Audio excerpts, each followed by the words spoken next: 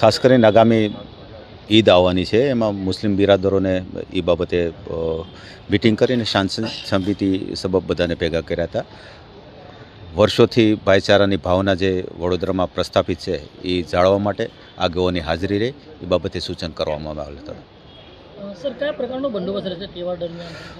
બંદોબસ્ત તમામ જગ્યાએ રાખવામાં આવે, સાથે સાથે જે કાંઈ વેસ્ટેજ ઈદ પછી થાય એ માટે કોર્પોરેશનને પણ જાણ કરવામાં આવી છે અને જે ગલી નાકા છે ત્યાં ડિસ્પોઝલ પોતાના બૂથ મૂકવામાં આવશે અને ત્યાં ઉપરથી કચરો પણ હટાવવામાં આવશે અને જરૂરી બીજી કંઈ પણ જે કાંઈ અમે ઇન્ટરનલ જે બાબતોની વાત કરી છે એ બાબતે પણ ધ્યાન દેવામાં આવશે.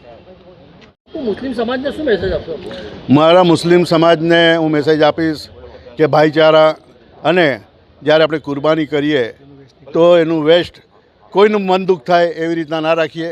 થેલી લે અને થેલીના અંદર કચરો ભરીને જે કોર્પોરેશનની ગાડી આવે એના અંદર નાખી દે તો વધારે સારું અને બધા સાથે ભાઈચારા કરીને આગળ તહેવાર મનાવવાની જરૂર છે.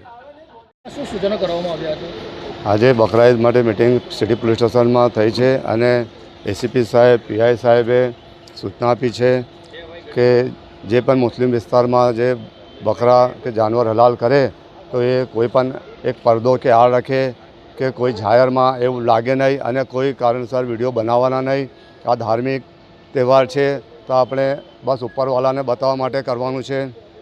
અને મુસ્લિમ સમાજ તરફથી પણ જાહેદ બાપુએ એક સૂચના આપી છે કે કોઈની લાગણી ના ડૂબાય અને કોઈ પણ કચરો હોય તો થોડી વ્યવસ્થિત રીતે થેલીની અંદર મૂકીને જે ડોર ટુ ડોરની જે ગાડીઓ આવશે, જે મસ્તાન બાવા દરગાહ કમિટી તરફથી પણ કમિશનર સાહેબને પત્ર આપેલું છે કે 2 ટાઈમ ડોરનું ડોરની ગાડીઓ ચાલે, સાફ સફાઈ થાય, પૂરતા પ્રેશરથી પાણી મળે. તો આવી વ્યવસ્થા કોર્પોરેશન તરફથી પણ થવાની છે. તો આપણે કોઈ પણ ધર્મની લાગણી ના ડૂબાય કે નિષ્કાળજીથી બહાર નહીં નાખી દેવાનું. કોઈ પણ કચરો થોડી તકલીફ ઉઠાવીને કચરા પટ્ટીમાં નાખે કે ગાડી આવે તેની અંદર નાખે ને આપણે બસ આ રીતે જ આપણા તહેવાર બધાએ મનાવવાનું છે. બાપુ, આપના તરફથી પાલિકા અને કમિશનરને પણ રજૂઆત કરવામાં આવે કે શું કહેશો? અમારા તરફથી કોર્પોરેશન કમિશનર સાહેબને રજૂઆત છે કે દર વર્ષે સૌથી વધારે જે નિષ્કાળજી થાય છે તો કોર્પોરેશન તરફથી થાય છે. વાડીની અંદર પણ 2 બનાવ બની ગયેલા છે, જે કન્ટેનરની અંદરથી કચરા પડી ગયેલા. એક આગળ આ રોડ પર પાણી ગેટથી માંડવી પર પણ આવી રીતના એક બનાવ બનેલું કે કન્ટેનરમાંથી કચરો બહાર પડી ગયેલો અને પ્રેસમાં આવી ગયેલા કે કોઈએ અહીંયા કચરો જાહેરમાં નાખી દીધો. તો દર વખતે આવી રીતના મુસ્લિમ સમાજ પણ બદનામ થાય છે. જેવી રીતના પોલીસ ઠેર ઠેર લોકોને સમજાવે છે, મિટિંગો કરે છે લોકો સાથે અને વ્યવસ્થા કરે છે, તો એવી રીતના કોર્પોરેશનને પણ કાળજી લેવી જોઈએ અને વ્યવસ્થા આ મુસ્લિમ સમાજ માટે આ જે તહેવાર છે તેની અંદર કરવી જોઈએ કે કોઈ પણ વડોદરા શહેરની અંદર કોઈ પણ કારણસર કોઈ ઘર્ષણ ના થાય કે કોઈનું મન દુઃખ ના થાય. હું આજે 10 તારીખ શેખ મસ્તાન બાની દરગાહ.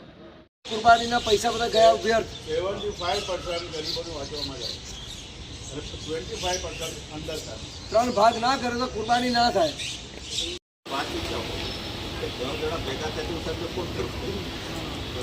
મૂળ વાત એ થતી છે પીઆઈને એમ કે મજા તો જ થાય ને તોય